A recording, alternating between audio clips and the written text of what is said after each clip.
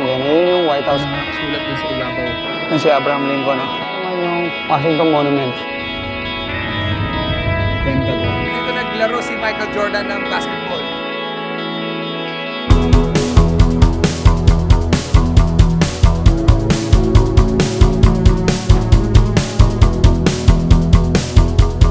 Welcome to Washington, D.C.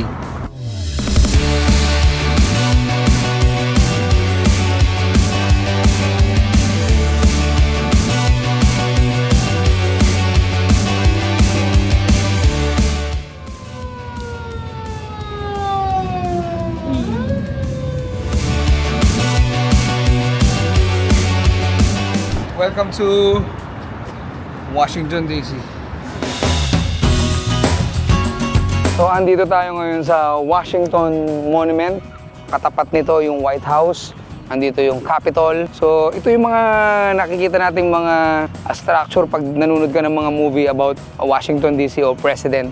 Ito yun. Ayan yun. So, gano'ng taas? Taas.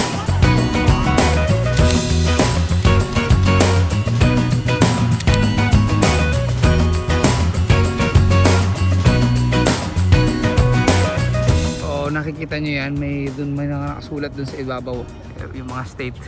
So ito yung Abraham Monument, pero yung kanyang libingan nasa Illinois yun. Pag tumingin ka dun, ikot, ayun naman yung Washington Monument.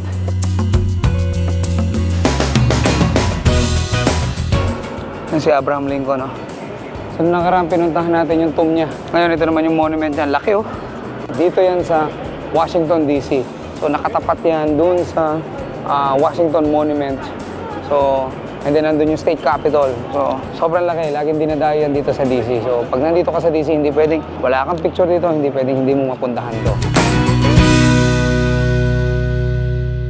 So, yan. Sa likod ko nakikita nyo yung White House. So, Washington Monument, and then kay Lincoln. May meeting ako dapat kay Donald eh, hindi lang natuloy eh. May peace talk sana kami eh, kaso wala, ganun talaga, sobrang busy niya eh. Busy din ako, kaya hindi magtagpo yung schedule namin.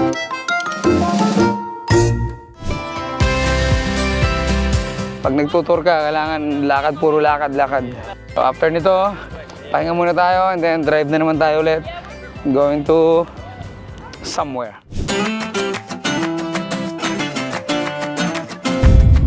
Virginia. Yung Pentagon, guys. Pentagon.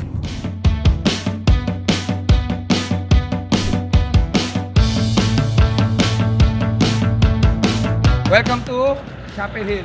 Ito yung dito naglaro si Michael Jordan ng basketball. So, for the longest time during his college days, dito siya naglaro. That's Michael Jordan. So, this is North Carolina. Sarap pagpa-picture dyan sa may gitna.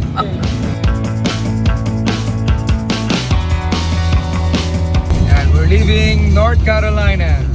Now we're going to Tennessee, Texas. So Texas and Tennessee, here we go.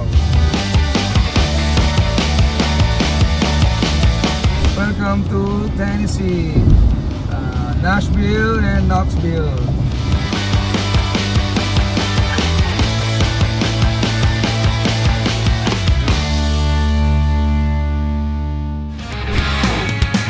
Welcome to Texas. Welcome to Dallas. Si KD oh. Papuntang Houston, papuntang San Antonio. Spurs. Yun. Welcome to New Mexico.